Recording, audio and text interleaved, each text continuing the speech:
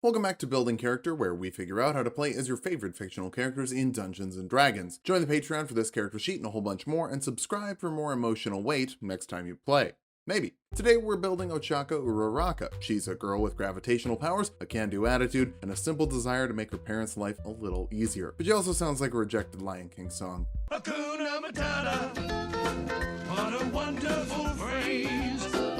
Let's start off with our goals for this build. First, we need to keep things light, sending people and things up into the air. Next, we need some combat training. Your quirk is great, but it's actually not all that great. You've got to be good at fighting too. Finally, we'll get creative with some subtle bamboozlery to take advantage of unconventional tricks. For stats, we'll be using the standard point array from the player's handbook. Roll for stats if you want, just keep your multi-classing minimums in mind. There's quite a few. Charisma will be number 1. All your friends love you, and your quirk comes into play because of a natural gift. Dexterity next. If you're going to be lightening everyone's load, you might as well be wearing light armor yourself. Wisdom after that, you're almost as observant as Deku, but you do it in a slightly less creepy, obsessive way. Follow that up with Constitution. You don't give up, even when Bakugo is trying to turn you into rubble. Intelligence is a bit low. You're just sort of an average student and will drop Strength. Ochako flips people over her shoulder using their weight against them, not her own brute force. Plus, I'd imagine if you helped someone move, you wouldn't risk straining your back if you could just levitate the couch to the 3rd story. Now, we don't intelligence, so you know we're not doing graviturgist. If your intelligence is low, you can't be a graviturgist, and it's literally the gravity subclass. Tulok must be avoiding it because he hates Matthew Mercer. That's not true. Matthew Mercer is actually my best friend, and my uncle works for Gilmore's Goods. The reason we're not using it is because other than the first ability, all the graviturgist abilities and exclusive spells increase gravity. New Uraraka specifically makes things lighter. Adjust density is half gravity increase. Gravity well is a gravity increase only. Violent attraction is a gravity increase only.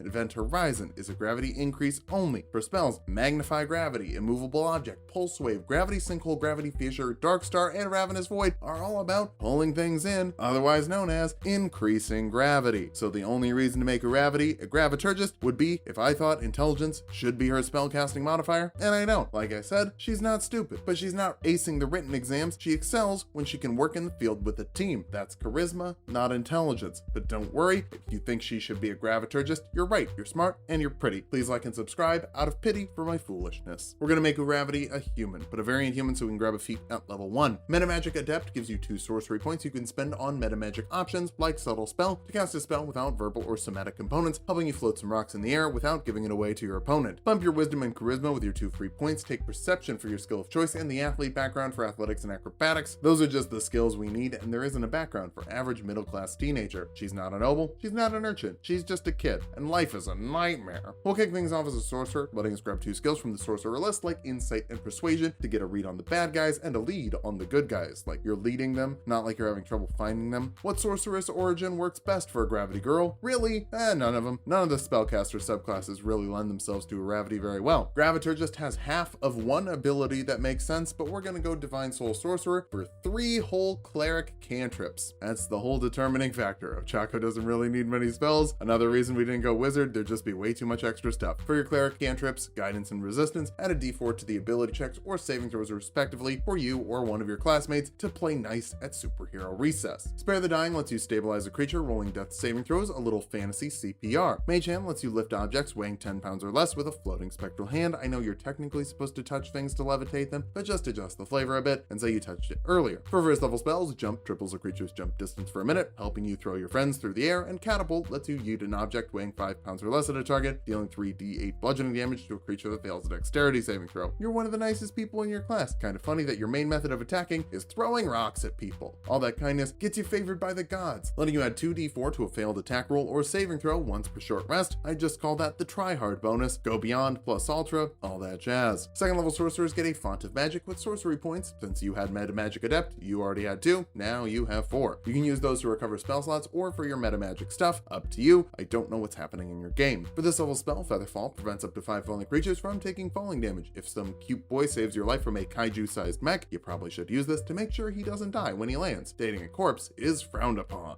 Third level sorcerers get metamagic, or I guess you get more metamagic, letting you augment your spells with more metamagic. Heightened spell lets you send your enemies to new heights, giving a creature disadvantage on saving throws against a spell you cast. Distant spell lets you double the range of a spell, so Levitate can have 120 feet of range instead of 60. Levitate lets you lift an object or create creature of 500 pounds or less and move it 20 feet as an action. While they're in the air, creatures can't move without pushing or pulling on something. If the creature doesn't want to go on a tour of the sky, they can make a Constitution saving throw to resist. Also, unfortunately, you can't use that height to cause damage. Everything floats gently to the ground when it lands. Though that's good if you're floating one of your friends to boost their mobility. This is really more of a utility spell. 4th level sorcerers get an ability score improvement, bump your charisma up to be more quirky. I mean that in the superhero way, not in the 2010 rom-com way. You're telling me this girl has a ukulele and glasses? That's so quirky. For this level spell, hold person forces a wisdom saving throw on a humanoid, failing that they're paralyzed for up to a minute depending on your concentration. Put someone up in the air, and watch the rest of the team land a bunch of super combos on them. It's a pretty cool move. 5th level sorcerers can learn 3rd level spells. Fly gives a creature a 60-foot flying speed for up to 10 minutes depending on your concentration, helping you scoot either yourself or your buddies around the skies without the weight of the world pulling them down. 6th level divine soul sorcerers get empowered healing, which lets your allies reroll a healing die from a spell by spending a sorcery point. Funnily enough, you don't actually have to be the one casting the spell, so if you want to do a work study with a recovery girl, that could be a solid way to earn a little extra spending money. For this level spell, counterspell lets you shut down a spell of 3rd level or lower automatically, and higher level spells with a charisma check of 10 plus the spell's level. Not totally sure how you do it, but you're pretty good at figuring out how enemy quirks work and shutting them down using your own. 7th level sorcerers can learn 4th level spells, but you can't. You're not allowed to. Instead, grab haste from the 3rd level, adding 2 to a creature's AC, doubling their movement speed, giving them advantage on dexterity saving throws, and an extra action to dash, disengage, hide, use an object, or make one attack, unless for a minute depending on your concentration. But when it ends, you need to round off of actions and reactions because, you're throwing up. Cutting your own weight in half to go fast is cool, but it's gonna make your tummy hurt. 8th level sorcerers get another ability score improvement, cap off your charisma modifier for the best lifting you can do without having sick guns. That's your mentor's job. For this level spell, Expeditious Retreat lets you dash as a bonus action for up to 10 minutes depending on your concentration. It might seem a little silly to grab this after we got haste, but this is a 1st level spell and there isn't a penalty. So if all you need is a little speed, this can be a nice way to try and keep up with Tenya. I said try, I did not say succeed. 9th level sorcerers can learn 5th level spells. Telekinesis lets you lift objects or creatures weighing 1,000 pounds or less and move them 30 feet per round as an action. Other than the weight and slight speed boost, there's a few ways this is different than levitate. Instead of resisting with a constitution saving throw, creatures make an athletics check against your charisma check from you. And the best part, nothing falls gently. So with distance spell, you could send someone 120 feet into the air, then watch them hit terminal velocity before they hit the ground like Wile E. Coyote. Lasts for up to 10 minutes, depending on your concentration. You can switch targets if you want to get a little more creative. 10th level sorcerers get another meta magic ability. Extended spell doubles the spell's duration, so you can hold on a little bit longer before your lunge starts to turn into prismatic light. For this level spell, hold monster is like hold person, but without the humanoid restriction, so you can use it on robots or whatever the hell a Nomu is. 11th level sorcerers get 6th level spells, but not you. Instead, grab Melf's Minute Meteor, which creates 6 floating meteors that hover around you, and you fire them at your enemies as a bonus action to launch them at someone, forcing a dexterity saving throw and dealing 2d6 fire damage to those that fail, half as much to those that succeed. Kinda wish it was bludgeoning instead of fire, but it's a good way to get a bunch of floating rocks that hurt people who aren't paying attention to what's going on above them. 12th level sorcerers get another ability score improvement. We're actually going to grab the Tough Feat for plus 2 HP for every level you have and every level you get after this point. Raising the Constitution modifier instead wouldn't be a bad idea. I'm just desperate to get that HP up. Uraraka doesn't go down easily, and the sorcerer hit die are the worst in the game. 13th level sorcerers can learn 7th level spells. Reverse Gravity switches the gravity in a 50-foot radius, 100-foot high cylinder, sending creatures up if they don't have anything to grab onto, and sending them up anyway if they fail a dexterity saving throw. When they hit the ceiling, they take falling damage. When the spell ends and they fall back to the ground, they take falling damage again. It lasts for a minute depending on your concentration. It's the ultimate gravity-based attack.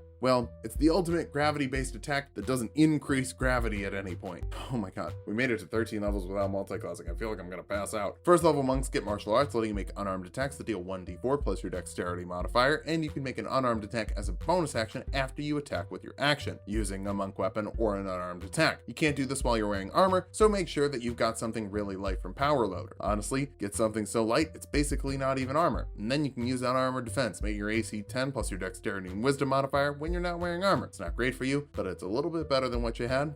Alright, I'm sorry y'all, I can't stand how little multi-classing there's been in this build. We're gonna jump over to Fighter for the unarmed fighting style. That'll give you unarmed attacks to deal 1d6 or 1d8 when you have 2 free hands, and you can deal 1d4 damage to a creature you have grappled once per turn. Gunhead is gonna make sure that you can handle yourself even when your tummy is getting a little bubbly. You also get Second Wind, letting you heal 1d10 plus your fighter level as a bonus action once per short rest. Basically lets you shrug off one hit with that UA tenacity. 2nd level fighters get Action Surge, letting you make 2 actions in 1 turn once per short rest. You can send people into the sky and punch them in the same turn now. Pretty cool combo. Of course, Gunhead isn't just teaching you how to punch, he's teaching you how to defend yourself. So for your martial archetype at the 3rd level of fighter, choose Battlemaster for 4d8 superiority die and 3 maneuvers you can spend them on. Disarming attack forces a strength saving throw of 8 plus your proficiency bonus and dexterity modifier when you hit a creature with a weapon attack. An unarmed attack can be a weapon attack, it's weird. You also get to add your d8 superiority die to the damage. Tripping attack forces a strength saving throw on a creature, failing that they fall prone, and you get to add your superiority die to the damage as well, helping you get advantage on follow-up melee attacks. Parry lets you reduce incoming damage by your superiority die plus your dexterity modifier, helping you avoid getting your blood drawn when you don't want to. Battlemasters are also students of war, giving you proficiency with a set of artisans tools of your choice. I'd probably go with calligraphy. Gravity is one of the fundamental forces of the world, and you can control it. That's some godlike power. Godlike power pairs really well with calligraphy. 4th level fighters get another ability score improvement. Let's start investing in your dexterity modifier for better punches and better dodging. You're still just a teenager after all. Would be a shame if you died before graduation. 5th level fighters get an extra attack, letting you make 2 attacks with your action instead of 1. That can pair really well with hold person, since you're going to get to critically hit on all your melee attacks against a held target. Our capstone is the 6th level fighter. For one last ability score improvement, bump your dexterity modifier up even higher. I wish we could cap it off, but +4 isn't bad. Now that we've hit level 20, let's figure out how viable this build is. First, you're great at getting yourself and your teammates where they need to be, with levitation and gravity manipulation to move everyone where you want them. You can also use these powers to control your enemy's position or just straight up immobilize them up in the air. Finally, big charisma is always nice for negotiating prices and making sure you have enough bank to send home to your family. For weaknesses, you're a mad girl, multi-ability dependent, and we were unable to get your dexterity and wisdom up enough to take advantage of unarmored defense. Unarmed fighting also just doesn't work really well for this build. If you just used a finesse weapon, you wouldn't need that monk level and you get more superiority die or permanent flying speed. Finally, your spells aren't dealing a lot of damage on their own, so even if they can help the team, you might be in trouble on a solo mission. Thankfully, most D&D parties are parties. Send your enemies up when they don't want to, send your allies up when they do want to, and send your gold back to your parents. Just watch out if you get caught on your own, otherwise